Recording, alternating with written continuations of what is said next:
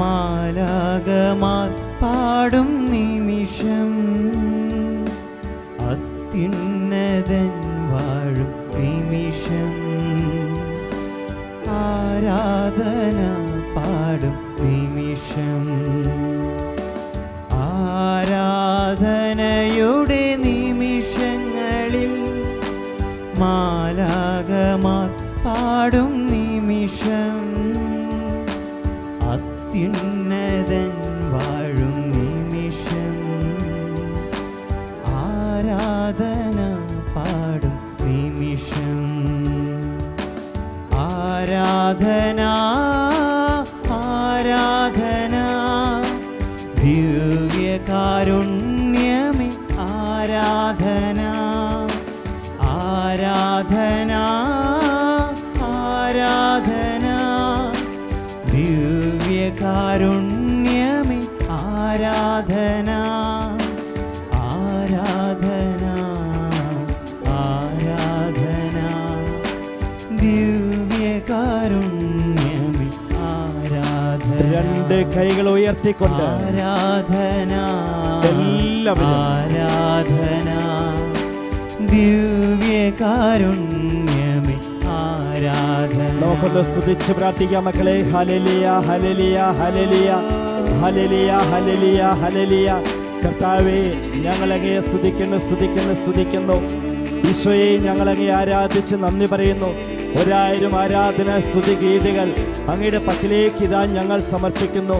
കർത്താവെ, അങ്ങ് രക്ഷിക്കണമേ. കർത്താവെ, ഞങ്ങളെ പരിപാലിക്കണമേ, വഴി നടത്തണമേ. Hallelujah hallelujah hallelujah hallelujah hallelujah. കൈകൾ കൂപ്പിക്കൊണ്ട് ആരാധന യേശുവേ. എല്ലാവരും ചേർന്ന് ആരാധന യേശുവേ.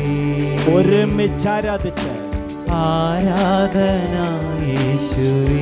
നമ്മുടെ പ്രാർത്ഥനകളെ സമർപ്പിച്ചുകൊണ്ട് ആരാധന യേശുവേ. നമ്മുടെ കുടുംബങ്ങളെ സമർപ്പിച്ചുകൊണ്ട് ആരാധന യേശുവേ. നമ്മുടെ മാതാപിതാക്കളെ സമർപ്പിച്ച് ആരാധന യേശുവേ. നമ്മുടെ പ്രിയപ്പെട്ടവരെ എല്ലാം സമർപ്പിച്ച് ആരാധന യേശുവേ.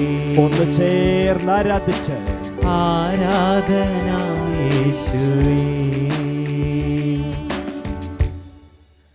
പരിശുദ്ധ പരമ ദിവ്യകാരുണ്യത്തിന് എന്നേരവും ആരാധനയും സ്തുതിയും പുകഴ്ചയും ഉണ്ടായിരിക്കട്ടെ. പരിശുദ്ധ പരമ ദിവ്യകാരുണ്യത്തിന് എന്നേരവും ആരാധനയും സ്തുതിയും പുകഴ്ചയും ഉണ്ടായിരിക്കട്ടെ. പരിശുദ്ധ പരമ ദിവ്യകാരുണ്യത്തിന് എന്നേരവും ആരാധനയും സ്തുതിയും പുകഴ്ചയും ഉണ്ടായിരിക്കട്ടെ. മിശിഹായിൽ ഏറ്റവും സ്നേഹമുള്ളവരെ, ആത്മജ്വാല ദൈവിക ശുശ്രൂഷയിലേക്ക് പ്രാർത്ഥനാപൂർവ്വം എല്ലാവരെയും സ്വാഗതം ചെയ്യുകയാണ്. പ്രിയപ്പെട്ടവരെ, നമുക്കറിയാം, ഈ ദൈവിക ശുശ്രൂഷയിൽ വചനത്തിലും ആരാധനയിലും സംബന്ധിച്ച് വലിയ ദൈവാനുഗ്രഹം പ്രാപിക്കുന്ന എത്രയോ 1000 മക്കളാണ് ഇന്ന് നമ്മുടെ ദേശത്തുള്ളത്. അതിനെയോർത്ത് നല്ല തമ്പുരാന് നമുക്ക് നന്ദി അർപ്പിക്കണം. എന്നും ഇങ്ങനെ കർത്താവിൻ്റെ അടുത്തേക്ക് വരാനും വചനം ശ്രവിക്കാനും കർത്താവിനെ ആരാധിക്കാനും ഞങ്ങളെയൊക്കെ അനുഗ്രഹിക്കുന്നതിനും അവസരം നൽകുന്നതിനും കർത്താവിന് നന്ദി പറഞ്ഞുകൊണ്ട് വേണം അവിടുത്തെ തിരുസന്നിധിയിലായിരിക്കാൻ. ഇന്ന് പ്രിയപ്പെട്ടവരെ, നമ്മളോട് കർത്താവ് പറയുന്ന ദൈവവചന സന്ദേശം ഇങ്ങനെയാണ്: ജീവിതത്തിൽ ഒരിക്കലും എല്ലാം തീർന്നു എന്ന് വിചാരിക്കരുത്, നേരെ മറിച്ച് കർത്താവ് എല്ലാം പുനഃസ്ഥാപിച്ചു തരും. എല്ലാം തീർന്നു എന്ന് വിചാരിക്കരുത്, കർത്താവ് നമ്മുടെ ജീവിതത്തിൽ എല്ലാ കാര്യങ്ങളും പുനഃസ്ഥാപിച്ചു തരും. എന്തുകൊണ്ടാണ് അങ്ങനെ മനസ്സിലാക്കേണ്ടതും അങ്ങനെ ചിന്തിക്കേണ്ടതിൻ്റെയും ആവശ്യകത? വിശുദ്ധ ഗ്രന്ഥത്തിലുടനീളം നമ്മൾ അങ്ങനെ കാണുന്നുണ്ട്. പ്രതീക്ഷയോടെ പ്രത്യാശയോടെ കർത്താവിൽ ആശ്രയിച്ച് കഴിയുമ്പോൾ എന്തുമാത്രം മാറ്റങ്ങളാണ് ഓരോ വ്യക്തികളുടെ ജീവിതത്തിലും സംഭവിക്കുന്നതെന്ന് വചനം നമുക്ക് പറഞ്ഞു തരുന്നുണ്ട്. ആദ്യം തന്നെ നമുക്ക് കാണുന്നത് ഉൽപ്പത്തി പുസ്തകം 37 അധ്യായത്തിൽ നമ്മൾ മനസ്സിലാക്കുന്നുണ്ട്. 24-ാമത്തെ വചനം, അത് പൂർവ്വ യൗസേപ്പിൻ്റെ കാര്യമാണ്. ആട് മേയ്ക്കാൻ പോയ സഹോദരങ്ങളുടെ അടുത്തേക്ക് ആ യൗസേപ്പ് ചെന്നപ്പോൾ, ഏറ്റവും ഇളയവൻ ചെന്നപ്പോൾ, അവരെല്ലാവരും കൂടെ ദേഷ്യത്തോടെ അവനെതിരെ പിറുപിറുത്തിട്ട് അവനെ പിടിച്ച് ഒരു പൊട്ടക്കിണറ്റിലിട്ടു. ആ വചനം ഇങ്ങനെയാണ്: അവനെ ഒരു കുഴിയിൽ തള്ളിയിട്ടു, അത് വെള്ളമില്ലാത്ത പൊട്ടക്കിണറായിരുന്നു. അങ്ങനെ ആ സഹോദരങ്ങളൊക്കെ യൗസേപ്പിനെ പിടിച്ച് കിണറ്റിലേക്ക് ഇട്ടപ്പോൾ സഹോദരങ്ങൾ എന്നാ ചിന്തിച്ചേ? ഇതേ അവൻ്റെ കാര്യം കഴിഞ്ഞു, ഇനി അവനെ കുറിച്ച് ചിന്തിക്കേണ്ട കാര്യമില്ല, അവൻ്റെ കാര്യം തീർന്നുവെന്ന്. പ്രിയപ്പെട്ടവരെ, ഒരിക്കലും ഇങ്ങനെ പൊട്ടക്കിണർ പോലെയുള്ള ആഴത്തിലേക്ക്, ഏതെങ്കിലും തരത്തിലുള്ള തകർച്ചയുടെ ആഴങ്ങളിലേക്ക് വീഴുമ്പോഴും ഒരിക്കലും ചിന്തിക്കരുത് എല്ലാം തീർന്നുവെന്ന്. യൗസേപ്പ് ആ കിണറ്റിൽ വീണിട്ടും ഒരിക്കലും ചിന്തിച്ചില്ല തീർന്നുപോയി ജീവിതമെന്ന്. എല്ലാം കർത്താവ് യേശുമിശിഹാ നമുക്ക് പുനഃസ്ഥാപിച്ചു തരും. അതുകൊണ്ടല്ലേ കുറച്ച് കഴിഞ്ഞപ്പം ആ സഹോദരങ്ങളിൽ ഒരുവന് തോന്നി, റൂബന് തോന്നി, ഇങ്ങനെ അവിടെ ഇട്ട് കൊല്ലണ്ട, അതിന്ന് കിണറ്റിൽ നിന്ന് എടുക്കാമെന്ന്. അങ്ങനെ എടുത്തു.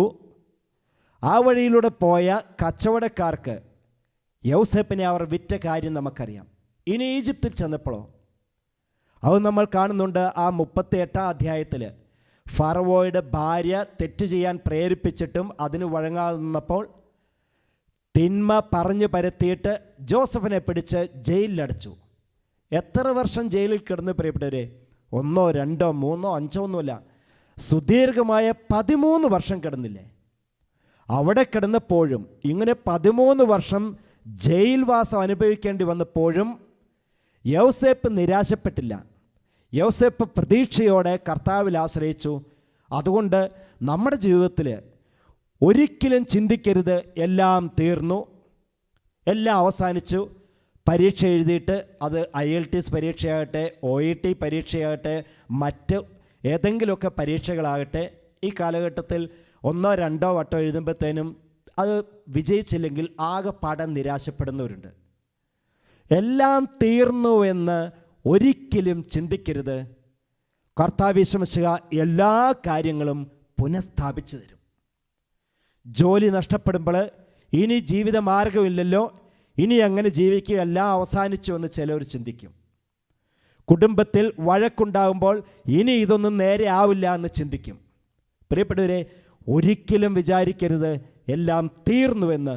നഷ്ടപ്പെട്ടതൊക്കെ 10 ഇരട്ടിയായി തിരിച്ചു തന്ന് കർത്താവ് അനുഗ്രഹിക്കും. അതല്ലേ ഈ യൗസേപ്പിൻ്റെ ജീവിതം നമുക്ക് പഠിപ്പിച്ചു തരുന്ന മഹനീയമായ പാഠം. അദ്ദേഹത്തെ 13 വർഷം ജയിലിൽ കിടന്നതിന് ശേഷം ഒരു പ്രത്യേകമായ സ്വപ്നം വെളിപ്പെടുത്തി കൊടുത്തതിൻ്റെ പേരിലൊക്കെ മോചിപ്പിച്ചു എന്ന് മാത്രമല്ല, the second powerful man of Egypt, അങ്ങനെ ഈജിപ്തിൻ്റെ ഏറ്റവും അധികാരമുള്ള 2ാമത്തെ വ്യക്തിയായിത്തീർന്നു. ഫറവോ കഴിഞ്ഞാൽ തൊട്ടു താഴെ അധികാരമുള്ള വ്യക്തിയായിത്തീർന്നു. അങ്ങനെയാകുമ്പോൾ യൗസേപ്പിന് കർത്താവ് പുനഃസ്ഥാപിച്ചു കൊടുത്തത് എന്നതാണ് നിസ്സാര കാര്യമല്ല പ്രിയപ്പെട്ടവരെ. എല്ലാം 5 മടങ്ങോ 10 മടങ്ങോ അല്ല, 1000 മടങ്ങായിട്ട് കർത്താവ് യൗസേപ്പിന് സകല കാര്യങ്ങളും പുനഃസ്ഥാപിച്ചു കൊടുത്തു. അതുകൊണ്ട് നമ്മൾ ഈ കാര്യം മനസ്സിൽ കുറിച്ചു വെക്കണം. ഒരിക്കലും വിചാരിക്കരുത് എല്ലാം തീർന്നു പോയി എന്ന്. നഷ്ടപ്പെട്ടതൊക്കെ 10 ഇരട്ടിയായി തിരിച്ചു തന്ന് കർത്താവ് നമ്മളെ പുനഃസ്ഥാപിക്കും. നമുക്കറിയാം ജോബിൻ്റെ ജീവചരിത്രം. ഇതുപോലെ തന്നെയല്ലായിരുന്നോ ജോബിൻ്റെ ജീവിതം? അസുഖങ്ങൾ വന്ന് രോഗത്തിന് പിന്നാലെ രോഗം, ശരീരത്തിൽ ഒരു നമ്മൾ പറയല്ലേ സൂചി കുത്താനിടയില്ലാത്ത വിധത്തിൽ ശരീരം മുഴുവൻ രോഗമായി. അതിനെക്കുറിച്ച് വചനം പറയുന്നത് ഇങ്ങനെയല്ലേ ജോബിൻ്റെ പുസ്തകത്തിൽ? പൂഴിമണൽ വാരിയിട്ടതുപോലെ അദ്ദേഹത്തിൻ്റെ ശരീരം മുഴുവൻ രോഗമായി. മൃഗങ്ങൾ ചത്തു, വളർത്തുമൃഗങ്ങൾ, ആടുമാടുകൾ എല്ലാം ചത്തു, മക്കളൊക്കെ മരിച്ചുപോയി. അവസാനം ജോബിൻ്റെ ഭാര്യ ഇങ്ങനെ പറഞ്ഞു, ഇനിയും എന്തിനാണ് നിൻ്റെ ദൈവത്തെ വാഴ്ത്തിക്കൊണ്ട് സ്തുതിച്ചുകൊണ്ടിരിക്കുന്നത്? ആ ദൈവത്തെ ശപിച്ചിട്ട് നീ വിട്ടുപോ. ജോബ് മാറിയില്ല, ജോബ് പിന്മാറിയില്ല. അതുകൊണ്ട് എന്താ സംഭവിച്ചത്? അധികം കഴിഞ്ഞില്ല മക്കളെ. കർത്താവ് യേശു മിശിഹാ പിതാവായ ദൈവം നഷ്ടപ്പെട്ടതെല്ലാം 10 ഇരട്ടിയായി തിരിച്ചു കൊടുത്ത് ജോബിനെ അനുഗ്രഹിച്ചില്ലേ, ജോബിനെ പുനഃസ്ഥാപിച്ചില്ലേ ആ മനുഷ്യൻ്റെ ജീവിതത്തെ. അതുകൊണ്ടാണ് ജീവിതത്തിൽ എന്തെങ്കിലുമൊക്കെ നഷ്ടപ്പെടുമ്പോൾ ഇനി രക്ഷയില്ല എന്ന് ഒരിക്കലും വിചാരിക്കരുത്.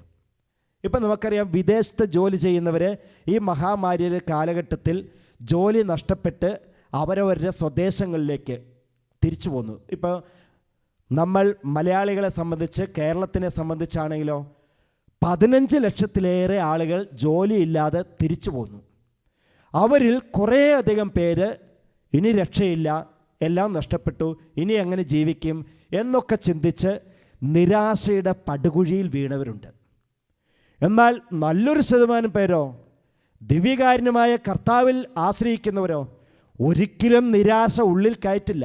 നഷ്ടപ്പെട്ടതൊക്കെ 10 ഇരട്ടിയായി കർത്താവ് തിരിച്ചു തന്ന് നമ്മളെ പുനഃസ്ഥാപിക്കും, അനുഗ്രഹിക്കുമെന്ന് അവരോരോരുത്തരും ഉറപ്പായും വിശ്വസിക്കുന്നുണ്ട്. അതുകൊണ്ട് പ്രിയപ്പെട്ടവരെ, നഷ്ടപ്പെട്ടതിനെക്കുറിച്ച് ഓർത്ത് നിരാശപ്പെട്ട് ഇനി രക്ഷയില്ല, ഇനി ജീവിതമില്ല, എല്ലാം തീർന്നു, ചാമ്പലായി എന്ന് കരുതരുത്. കർത്താവ് നഷ്ടപ്പെട്ടതെല്ലാം പുനഃസ്ഥാപിച്ചു തന്ന് നമ്മളെ അനുഗ്രഹിക്കും. ഒന്ന് ഓർത്തു നോക്കിയേ ദാവീദിൻ്റെ കാര്യം. ദാവീദും ഗോലിയാത്തും, ഇങ്ങനെ മഹാമല്ലനായ ഗോലിയാത്ത് ഇസ്രായേൽ പട്ടാളത്തെ മുഴുവൻ വെല്ലുവിളിച്ചുകൊണ്ട് നിൽക്കുമ്പോൾ അത് കണ്ടിട്ട് സഹിക്കവയ്യാതെ ബാലനായ ദാവീദ് അന്നത്തെ സാവോൾ രാജാവിനോട് ചെന്ന് പറഞ്ഞു, ഞാൻ അവനെ യുദ്ധം ചെയ്ത് തോൽപ്പിക്കാം. സാവോൾ രാജാവുണ്ടല്ലോ, ഇത് കേട്ടിട്ട് ചിരി അടക്കാൻ പറ്റാതെ വായ ഇങ്ങനെ പൊത്തിപ്പിടിച്ച് പതുക്കെ ചിരിച്ചു, അമക്കി ചിരിച്ചു. കാരണം എന്താ, ദാവീദ് എന്ന ബാലൻ ഇങ്ങനെയൊക്കെ പറയുന്നത് കേട്ടപ്പോൾ രാജാവിന് ചിരി അടക്കാൻ പറ്റിയില്ല. എന്നാൽ രാജസ്ഥാനത്തിരുന്ന് അങ്ങനെ കളിയാക്കി ചിരിക്കാനും ഇഷ്ടപ്പെട്ടില്ല. പക്ഷേ ദാവീദ് വീണ്ടും വീണ്ടും നിർബന്ധിച്ചപ്പം ഈ സാവോള് സമ്മതിച്ചു, എന്നാൽ നീ പൊക്കോ, യുദ്ധം ചെയ്തു. അങ്ങനെ ഗോലിയാത്തിൻ്റെ അടുത്തോട്ട് പോകാനായിട്ട് ഒരുങ്ങി അവിടെ ചെല്ലുമ്പോൾ സഹോദരന്മാർ, ദാവീദിൻ്റെ സഹോദരന്മാരൊക്കെ പിൻവലിച്ചു. അവനെ അതിൽ നിന്നും പിന്മാറ്റാൻ ശ്രമിച്ചു, മാറിയില്ല. പട്ടാളക്കാർ പറഞ്ഞു, ചെല്ലരുത്. ദാവീദ് കൂസിയില്ല, ചെന്നു. അങ്ങനെ ഗോലിയാത്തിൻ്റെ അടുത്തോട്ട് ഇങ്ങനെ നടന്നു പോകുന്നത് കണ്ടപ്പം അന്ന് കാലത്തെ ആൾക്കാർ ഒരു പരസ്യം ചിന്തിച്ചിട്ടുണ്ടായിരിക്കും. പരസ്യത്തിൻ്റെ വാചകം, പൊടി പോലുമില്ല കണ്ടുപിടിക്കാമെന്ന്. എന്തേ, ഈ പാവം കൊച്ച് ഈ ഒരു മഹാമേരുവായി നിൽക്കുന്ന ഗോലിയാത്തിൻ്റെ അടുത്ത് ചെന്നാൽ ഗോലിയാത്ത് പിടിച്ച് ഇങ്ങനെയൊന്നും അമർത്താനില്ല. അമർത്തിയാലോ ഇങ്ങനെ കാച്ചി വെച്ചിരിക്കുന്ന പപ്പടം പൊടിയുന്ന പോലെ ദാവീദ് പൊടിഞ്ഞു പോകും. എന്നിട്ട് എന്താ സംഭവിച്ചത് പ്രിയപ്പെട്ടവരെ? ഈ ദാവീദിനാലല്ലേ ആ വലിയ മനുഷ്യൻ ആ യുദ്ധത്തിൽ നിന്ന് അവിടെ തകർന്ന് തരിപ്പണമായി പരാജയപ്പെട്ട് തോറ്റുപോയി ചത്തൊടുങ്ങിയത്. അതോടെ അന്ന് വരെ നഷ്ടപ്പെട്ട എല്ലാ സൗഭാഗ്യങ്ങളും ഇസ്രായേൽ ജനത്തിന് പുനഃസ്ഥാപിച്ചു കിട്ടി. അതുകൊണ്ട് ഒരിക്കലും വിചാരിക്കരുത് എല്ലാം തീർന്നു, ഇനി രക്ഷയില്ല, ഇനി ജീവിതമില്ല, പരാജയം മാത്രമേ ഉള്ളൂ ജീവിതത്തിൽ നിന്ന്. എല്ലാം കർത്താവ് നമുക്കോരോരുത്തർക്കും പുനഃസ്ഥാപിച്ചു തരും. ഏക കാര്യം എന്നാ ചെയ്യേണ്ടത്? ഈ ദിവ്യകാരുണ്യമായ ഈശോയിൽ 100% അങ്ങ് ആശ്രയിക്കണം. ഇനി നമ്മൾ അഞ്ചാമതായിട്ട് ഒരു കാര്യം കൂടെയാണ് കാണുന്നത്. നമുക്കറിയാം, കർത്താവ് യേശു മിശിഹായെ പടയാളികളൊക്കെ കൂടെ പിടിച്ച് അടിച്ച് ഇടിച്ച് കുരിശിൽ തറച്ച് കൊന്ന് കുഴിച്ചു മൂടി. അതോടെ പടയാളികൾ വിചാരിച്ചില്ലേ, എല്ലാം തീർന്നു, ഇനി ഇങ്ങനെ ഒരു ശല്യമില്ല, അതിൻ്റെ ശല്യം ഒഴിവായി കിട്ടി. കാരണം കുഴിച്ചു മൂടിയല്ലോ. എന്നിട്ട് മാത്രമല്ല, ആ കല്ലറയ്ക്ക് അവർ മുദ്ര വയ്ക്കുകയും ചെയ്തു. ഒരു കാരണവശാലും ഇനി ഇങ്ങനെ ഒരു പ്രശ്നം ഉദിക്കരുത്. എന്നിട്ട് എന്താ സംഭവിച്ചതെന്ന് ഞാൻ പറയാതെ അറിയാം. എവിടെയാണോ അവസാനിച്ചത്, മനുഷ്യൻ്റെ കുബുദ്ധികൾ എവിടെയാണോ അവസാനിച്ചത്, അവിടുന്ന് ഒരു വലിയ ഉയർത്തെഴുന്നേൽപ്പല്ലേ പ്രിയപ്പെട്ടവരെ സംഭവിച്ചത്. അപ്പോൾ എല്ലാം തീർന്നുവെന്ന് മറ്റുള്ളവർ നമ്മളെക്കുറിച്ച് ചിന്തിച്ചാൽ ഒരിക്കലും അതിന് നമ്മൾ വശംവദരാകരുത്.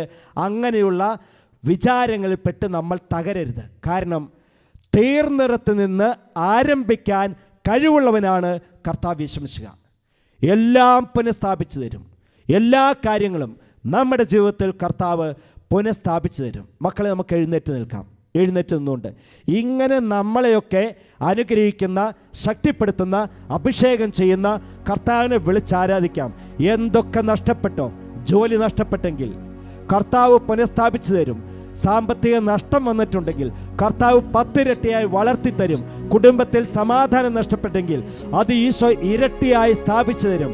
ജീവിതത്തിൽ ഏതൊക്കെ കാര്യങ്ങൾ നഷ്ടപ്പെട്ടിട്ടുണ്ടോ, ആരോഗ്യം നഷ്ടപ്പെട്ടോ, രോഗമാണോ, രോഗത്തെ മാറ്റി കർത്താവ് ആരോഗ്യത്തെ പുനഃസ്ഥാപിച്ചു തരും. മക്കളെ, 2 കരങ്ങളും ഇങ്ങനെ യാചനാരൂപത്തിൽ തുറന്നു പിടിച്ച് കർത്താവിനെ നോക്കിക്കൊണ്ട് ഒന്ന് സ്തുതിച്ച് പ്രാർത്ഥിച്ച് വിശ്വസ്തയോടെ, വിശ്വാസത്തോടെ, പ്രതീക്ഷയോടെ കർത്താവിനെ വിളിച്ച് സ്തുതിച്ച് പ്രാർത്ഥിക്കുക. ജീവിതത്തിൽ നഷ്ടപ്പെട്ടതെല്ലാം 10 ഇരട്ടിയായി കർത്താവ് പുനഃസ്ഥാപിച്ചു തരും. വിളിച്ച് സ്തുതിച്ച് പ്രാർത്ഥിക്കാം. Hallelujah, hallelujah, hallelujah, hallelujah, hallelujah. എല്ലാവരും ഒന്ന് സ്തുതിച്ചുണരുക, സ്തുതിച്ച് പ്രാർത്ഥിക്കുക.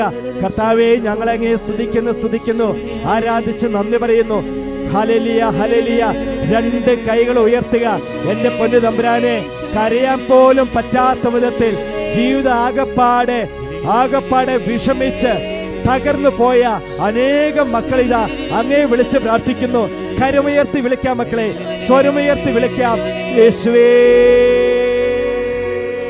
കരയുവാൻ പോലും പറ്റാത്ത പോലെ കർത്താവേ, ഞാനാകെ തകർന്നു പോയി. എല്ലാവരും ചേർന്ന് കരയുവാൻ പോലും പറ്റാത്ത പോലെ കർത്താവേ, ഞാനാകെ തകർന്നു പോയി. കൈകൾ യാചനാരൂപത്തിൽ പിടിച്ച് ഒരിക്കൽ കൂടി. കരയുവാൻ പോലും പറ്റാത്ത പോലെ കർത്താവേ, ഞാനാകെ തകർന്നു പോയി. നമുക്ക് കൈകൾ കൂപ്പാം. കർത്താവിനെ തന്നെ നോക്കുക. എൻ്റെ കർത്താവേ, പൂർവ്വ യൗസേപ്പ് എല്ലാവരാലും തിരസ്കരിക്കപ്പെട്ട് സഹോദരങ്ങളാൽ പൊട്ടക്കിണറ്റിൽ എടുത്തെറിയപ്പെടുകയും പിന്നീട് അവിടെ നിന്നും മറ്റുള്ളവർക്ക് വിൽക്കപ്പെടുകയും അടിമയായി തീർന്നപ്പോഴും ഈശോയെ മനസ്സറിയാത്ത കാര്യത്തിന് ജയിൽവാസം അനുഭവിക്കേണ്ടി വന്നപ്പോഴും യൗസേപ്പിലുണ്ടായിരുന്ന ആ വലിയ പ്രതീക്ഷ ഞങ്ങൾക്ക് തരണമേ. പൂർവ്വ യൗസേപ്പ് ഒരിക്കലും നിരാശപ്പെട്ടില്ലല്ലോ. എന്നും പ്രതീക്ഷയോടെ കർത്താവെ അങ്ങയിൽ മാത്രം നോക്കി ജീവിച്ചു. ഏത് പ്രശ്നം വന്നപ്പോഴും, ഏത് ബുദ്ധിമുട്ടുകളും പരദൂഷണങ്ങൾ പറഞ്ഞു വരുത്തിയപ്പോഴും, ജയിലിലടച്ചപ്പോഴും, ഉപദ്രവങ്ങൾ ഏറ്റുവാങ്ങേണ്ടി വന്നപ്പോഴും ഒന്നും തന്നെ തീർന്നില്ല. എല്ലാം എൻ്റെ തമ്പുരാൻ പുനഃസ്ഥാപിച്ച് തരുമെന്നുള്ള ഉറച്ച വിശ്വാസത്തോടെ യൗസേപ്പ് ജീവിച്ചതുപോലെ കർത്താവേ, ഞങ്ങളുടെ ജീവിതത്തിൽ ഞങ്ങളെ ആരെങ്കിലുമൊക്കെ കുറ്റം പറയുമ്പോഴും, ഞങ്ങൾക്കെതിരെ പരദൂഷണങ്ങൾ പറഞ്ഞു വരുത്തുമ്പോഴും, ഞങ്ങൾ അകാരണമായി ശിക്ഷിക്കപ്പെടുമ്പോഴും, എല്ലാ തരത്തിലും ഒറ്റപ്പെടുമ്പോഴും ജീവിതത്തിൽ നിരാശ കയറ്റാതെ കർത്താവെ, അങ്ങനെയുള്ള സമയത്ത് ഒരുപക്ഷെ ഞങ്ങൾക്ക് കരയാൻ പോലും പറ്റാതെ വരും. ആ സമയത്തും എല്ലാം തകർന്നു പോയി എന്ന് തോന്നുമ്പോഴും പ്രതീക്ഷയോടെ കർത്താവിനെ വിളിക്കുവാൻ ഞങ്ങളെ ശക്തിപ്പെടുത്തണമേ. കർത്താവാണ് ആശ്രയം, കർത്താവ് രക്ഷിക്കും. തകർന്നു കിടക്കുന്ന ജീവിതങ്ങളെ പുനഃസ്ഥാപിച്ച് തരുമെന്ന് കർത്താവെ ഞങ്ങൾ വിശ്വസിക്കുന്നു. മക്കളെ, നമുക്ക് 2 കൈകൾ ഉയർത്താം, 2 കൈകൾ ഉയർത്താം. ആരൊക്കെ നമ്മളെ വേദനിപ്പിച്ചാലും, ആരൊക്കെ നമ്മളെ തള്ളിപ്പറഞ്ഞാലും, ആരൊക്കെ തള്ളിക്കളഞ്ഞാലും ആ സമയത്ത് എന്നെ രക്ഷിക്കാൻ എൻ്റെ കർത്താവ് കൂടെയുണ്ടെന്നുള്ള ഉറച്ച ബോധ്യത്തോടെ 2 കൈകൾ ഉയർത്താം നമുക്ക്. എന്നിട്ട് യേശുവേ എന്ന് വിളിക്കട്ടെ. യേശുവേ എന്ന് ഒരുമിച്ച് ഉറക്കെ വിളിച്ച് പ്രാർത്ഥിക്കാം. യേശുവേ. കരയുവാൻ പോലും പറ്റാത്ത പോലെ കർത്താവേ, ഞാനാകെ തകർന്നു പോയി. കൈകൾ കൂപ്പിക്കൊണ്ട് എല്ലാവരും. കരയുവാൻ പോലും പറ്റാത്ത പോലെ കർത്താവേ, ഞാനാകെ തകർന്നു പോയി. എൻ്റെ കർത്താവേ, ജോബിനെ പോലെ ജീവിതത്തിൽ ഒന്നിനു പിന്നാലെ ഒന്നായി തകർച്ചകൾ നേരിടുന്ന എന്തുമാത്രം കുടുംബങ്ങളാണുള്ളത്. വീടുകളിലുള്ള ഓരോരുത്തർക്കും വലിയ രോഗങ്ങൾ വരുന്ന 100 കണക്കിന് വീടുകളുണ്ട് കർത്താവേ. ജോബിൻ്റെ ജീവിതത്തിൽ സംഭവിച്ച പോലെ തകർച്ചയുടെ വലിയ പടുകുഴിയാണ് പല കുടുംബങ്ങളും മുന്നിൽ കാണുന്നത്. കൃഷി മുഴുവൻ നശിച്ചു പോകുന്നു, ഉള്ള ജോലി പോലും നഷ്ടപ്പെടുന്നു, മക്കൾക്ക് രോഗം വരുന്നു, മക്കൾ മരിച്ചു പോകുന്നു, എല്ലാ തരത്തിലും തകരുമ്പോൾ അങ്ങനെയുള്ള കുടുംബങ്ങളിൽ ഓരോരുത്തർക്കും കർത്താവേ കരയാൻ പോലും ത്രാണിയില്ലാതാകുന്നു. കരയാൻ പോലും അവർക്ക് ശക്തിയില്ല, അവരുടെ കണ്ണുകളിൽ കണ്ണുനീരില്ല. എൻ്റെ പൊന്നു തമ്പുരാനെ, ഇങ്ങനെ എല്ലാം തകരുന്ന അവസ്ഥയിൽ പോലും പ്രതീക്ഷ കൈവിടാതെ പ്രത്യാശയോടെ അങ്ങയിൽ ആശ്രയിക്കുവാൻ ഞങ്ങളെ പഠിപ്പിക്കണമേ. ഈശോയെ, അങ്ങനെ രോഗങ്ങളിൽ വിഷമിക്കുന്നവർക്ക് അതിൽ നിന്നൊക്കെ മോചനം കൊടുത്ത് നഷ്ടപ്പെട്ട അനുഗ്രഹങ്ങൾ, നഷ്ടപ്പെട്ട സൗഭാഗ്യങ്ങൾ, നഷ്ടപ്പെട്ട ആരോഗ്യങ്ങൾ തിരിച്ചു കൊടുക്കണമേ. കൃഷി നാശം മൂലവും കൃഷി നഷ്ടം മൂലവും ജോലി നഷ്ടപ്പെടുമ്പോഴൊക്കെ വേദനിക്കുന്നവർക്ക് പുതിയ ജോലികൾ കൊടുത്ത് അനുഗ്രഹിക്കുന്ന കർത്താവേ, അങ്ങേ പക്കലേക്ക് ഞങ്ങൾ 2 കൈകൾ ഉയർത്തുന്നു. യേശുവേ എന്ന് നമുക്ക് വിളിച്ച് പ്രാർത്ഥിക്കാം. കർത്താവ് നഷ്ടപ്പെട്ടതൊക്കെ പുനഃസ്ഥാപിച്ചു തരും. മക്കളെ, നഷ്ടപ്പെട്ടതെല്ലാം ഈശോ പുനഃസ്ഥാപിച്ചു തരും. വിളിച്ച് പ്രാർത്ഥിക്കാം. യേശുവേ എന്ന് വിളിച്ച് പ്രാർത്ഥിച്ചുകൊള്ളുക. നമ്മുടെ കർത്താവ് നമ്മളെ രക്ഷിക്കും. ഇന്ന് കരയാൻ പോലും ശക്തിയില്ലാതെ തകർന്ന ജീവിതമാണ് നയിക്കുന്നതെങ്കിലും ദിവ്യകാരുണ്യമായ കർത്താവ് എല്ലാം പുനഃസ്ഥാപിച്ചു തരും, നമ്മളെ അനുഗ്രഹിക്കും. വിളിച്ച് പ്രാർത്ഥിക്കാം. യേശുവേ. കരയുവാൻ പോലും പറ്റാത്ത പോലെ കർത്താവേ ഞാനാകെ തകർന്നു പോയി. എല്ലാവരും ചേർന്ന് കരയുവാൻ പോലും പറ്റാത്ത പോലെ കർത്താവേ ഞാനാകെ തകർന്നു പോയി. കരങ്ങൾ കൂപ്പി മുട്ടുകൾ കുത്തിക്കൊണ്ട് ഒരുമിച്ച് കരയുവാൻ പോലും പറ്റാത്ത പോലെ കർത്താവേ ഞാനാകെ തകർന്നു പോയി. 2 കൈകളും തുറന്ന് യാചനാരൂപത്തിൽ പിടിച്ച് സ്തുതിച്ച് പ്രാർത്ഥിച്ച് മക്കളെ, നമുക്ക് ഈശോയുടെ ആശീർവാദം ഏറ്റു സ്വീകരിക്കാം. എല്ലാവരും ഒന്ന് സ്തുതിച്ച് പ്രാർത്ഥിച്ച് എല്ലാവരും കർത്താവിൻ്റെ ആശീർവാദം സ്വീകരിച്ചാൽ നമ്മുടെ ജീവിതങ്ങളൊക്കെ കർത്താവ് പുനഃസ്ഥാപിച്ചു തരും. എന്തൊക്കെ നഷ്ടപ്പെട്ടിട്ടുണ്ടോ 10 ഇരട്ടിയായി ഈശോ പുനഃസ്ഥാപിച്ചു തന്ന് നമ്മളെ അനുഗ്രഹിക്കും. ഉറക്കെ സ്തുതിച്ച് പ്രാർത്ഥിക്കാം നമുക്ക്. Hallelujah, hallelujah, hallelujah.